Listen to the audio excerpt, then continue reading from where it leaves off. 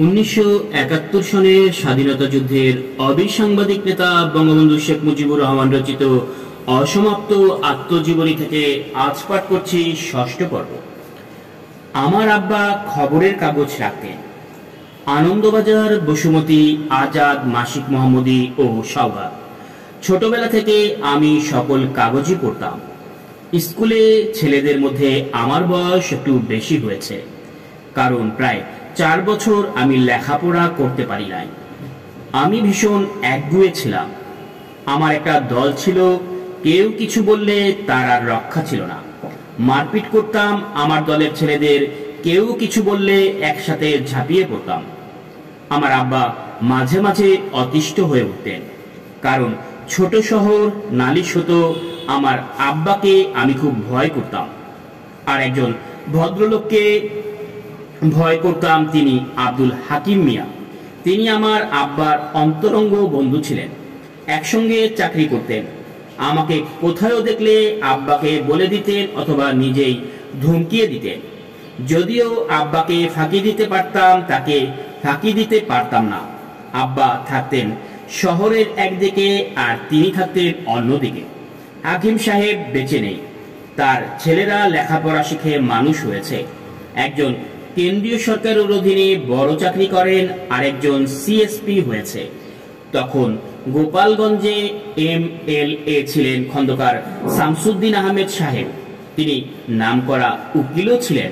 তার বড় ছেলে খন্দকার মাহবুবউদ্দিন ওরফে ফিরোজ আমার বন্ধু ছিল। দুজনের মধ্যে ভীষণ ভাব ছিল। ফিরোজ এখন হাইকোর্টের অ্যাডভোকেট। দুই বন্ধুর মধ্যে এত মিল ছিল, কেউ কাউকে না দেখলে ভালো লাগতো না। খন্দকার শামসুদ্দিন সাহেবের সঙ্গে আমার আব্বার বন্ধুত্ব ছিল অমায়িক ব্যবহার তার। জনসাধারণ তাকে শ্রদ্ধা করত ও ভালোবাসত। তিনি মরহুম শেরে বাংলা AKM ফজলুল হক সাহেবের কৃষক শ্রমিক পার্টির সদস্য ছিলেন। যখন হক সাহেব বাংলার প্রধানমন্ত্রী ছিলেন এবং মুসলিম লীগে যোগদান করলেন, খন্দকার সাহেবও তখন মুসলিম লীগে যোগদান করেন, যদিও কোনোদিনই দলের কোনো সংগঠক ছিলেন না। ব্যক্তিগত জনপ্রিয়তার উপরেই সবাই নির্ভর করত। মুসলিম লীগ তো তখন শুধু কাগজে পত্রে ছিল। 1938 সালের ঘটনা। শেরে বাংলা তখন বাংলার প্রধানমন্ত্রী এবং শ্রোয়ার্দী শ্রমমন্ত্রী। তারা গোপালগঞ্জও আসবেন। বিরাট সভার আয়োজন করা হয়েছে, এক্সিবিশন হবে ঠিক হয়েছে। বাংলার এই দুই নেতা একসাথে গোপালগঞ্জ আসবেন। মুসলমানদের মধ্যে বিরাট আলোড়ন সৃষ্টি হলো। স্কুলের ছাত্র আমরা তখন।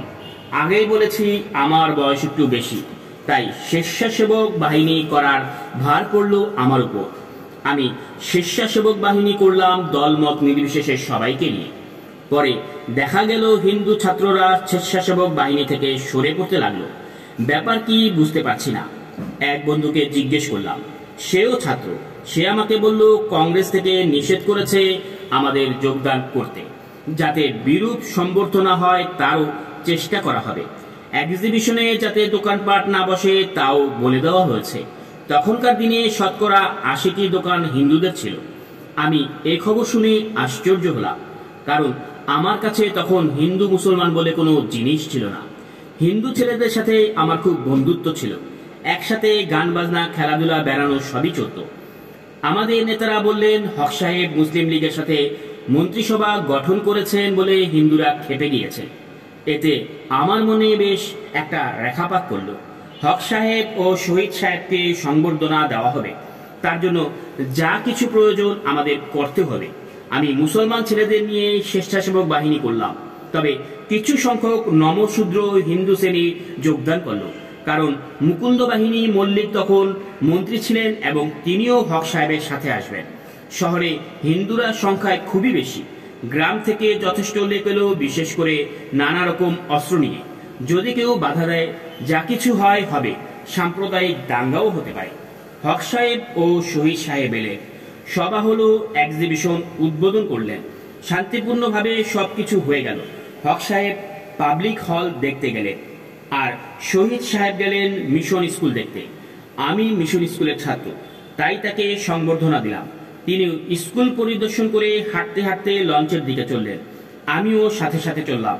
তিনি ভাঙা ভাঙা বাংলায় আমাকে কিছু জিজ্ঞাসা করছিলেন। আর আমি উত্তর দিচ্ছিলাম।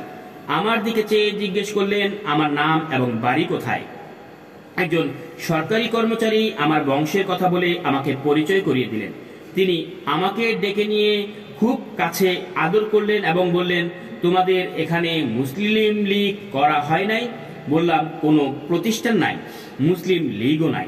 তিনি আর কিছুই বললেন না, শুধু নোটবুক বের করে আমার নাম ও ঠিকানা লিখে নিলেন। কিছুদিন পর আমি একটা চিঠি পেলাম। তাতে তিনি আমাকে ধন্যবাদ দিয়েছেন এবং লিখেছেন কলকাতায় গেলে যেন তার সঙ্গে দেখা করি। আমিও তার চিঠির উত্তর দিলাম। এইভাবে মাঝে মাঝে চিঠিও দিতাম।